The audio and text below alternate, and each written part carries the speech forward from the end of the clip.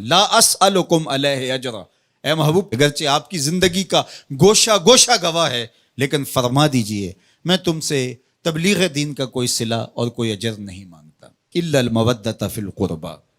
لیکن میں تم سے ایک چیز کا مطالبہ کرتا ہوں، اور وہ یہ کہ میرے قرابت داروں سے تم نے محبت کرنی ہے۔ اب سوال یہ ہے کہ جب تبلیغ دین کا کوئی صلہ نہیں مانگا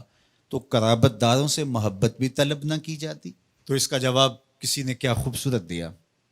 اس نے کہا کہ جو اہل بیت سے محبت طلب کی گئی ہے، یہ نبی کی، یہ اہل بیت نبوت کی ضرورت نہیں تھی، یہ بھی امت کی ضرورت تھی، اس لیے کہ اگر وہ اہل بیت سے محبت کر لیتے ہیں تو ان کے دین کی حفاظت ہوتی ہے۔ اور ارشاد فرمایا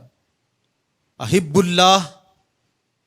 لما یغزو من نعمہ، اللہ سے محبت کرو اس لیے کہ وہ تمہیں طرح طرح کی نعمتیں عطا کرتا ہے، اس کا حق ہے تم اس سے پیار کرو۔ پھر فرمایا وَأَحِبُّونِي بِحُبِّ اللَّهِ، اور میرے سے پیار کرو میں تمہارے رب کا بھی محبوب ہوں۔ اور تیسری بات فرمائی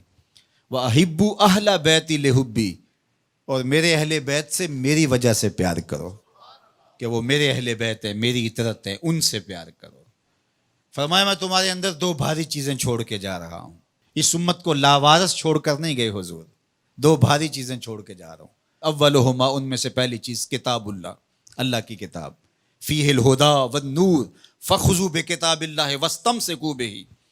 فرمایا اللہ کی کتاب ہے جس میں ہدایت ہے، جس میں روشنی ہے، جس میں اجالے ہے، تمہاری زندگی کو اجال دے گی یہ کتاب، اس کو مضبوطی سے پکڑ لو، چھوڑنا نہیں۔ ابھارا، اس پہ ترغیب دی۔ پھر فرمایا وَأَهْلُ بیتی، اور میرے اہل بیت، اور 3 مرتبہ فرمایا اذکرکم اللہ فی اہل بیتی، اذکرکم اللہ فی اہل بیتی، اذکرکم اللہ فی اہل بیتی۔ صحیح مسلم کی روایت ہے، میں اپنے اہل بیت کے حوالے سے تمہیں اللہ سے ڈراتا ہوں، میرے اہل بیت کے معاملے میں کوتاہی کا ارتکاب نہ کرنا۔ اچھا میں آپ سے پوچھتا ہوں، جب قرآن مجید موجود ہے تو پھر کیا ضرورت تھی اہل بیت کے دامن کو تھامنے کی، تلقین کرنے کی؟ ایک سوال کھڑا ہوتا ہے،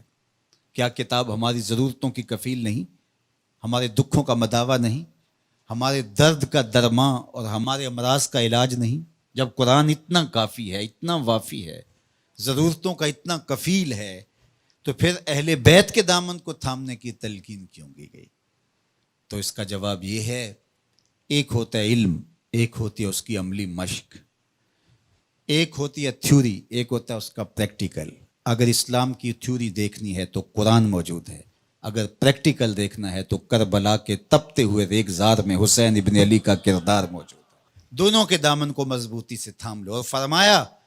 کہ اگر تم ان دونوں کے دامن پکڑ لیتے ہو، میں محمد ضمانت دیتا ہوں صلی اللہ علیہ وسلم کہ تم گمراہ نہیں ہوگے۔ یار میرے حضور نے تو ضمانت دی کہ ان کو تھام لو تو تم گمراہ نہیں ہوگے، ہم 73 گروہوں میں بٹ گئے، فرقہ فرقہ ہو گئے، میرے حضور نے تو ضمانت دی تھی کہ تم تھام لو گے تو گمراہ نہیں ہوگے، ہم گمراہ کیسے ہو گئے؟ تو صاحب گمراہ اس لیے ہوئے، کسی نے قرآن کو چھوڑ دیا، کسی نے اہل بیت نبوت کے دامن کو چھوڑ دیا، کسی نے قرآن ہاتھ میں اٹھا کر کے دہائی دی یہ قرآن ہے، اور اہل بیت کا نام اس کی طبیعت میں پیچ و تاب پیدا کرتا رہا، اور کسی نے اہل بیت کے نام کی دہائی دی لیکن قرآن کو ترک کر دیا۔ تمہیں مبارک ہو، تمہارے ایک ہاتھ میں قرآن ہے، ایک ہاتھ میں اہل بیت نبوت کا دامن ہے، دونوں کے دامن کو تھام لو گے تو تم کامیاب اور بامراد ہوں گے۔ اور کہا یہ دونوں الگ بھی کبھی نہیں ہوں گے، تم دیکھ لو گے قرآن سینے کے اندر ہوگا، حسین سینے کے اوپر ہوگا، تم دیکھ لو گے کہ حسین کا سر نوکے نیزہ پہ ہوگا، قرآن وہاں بھی حسین سے جڑا ہوا دکھائی دے گا۔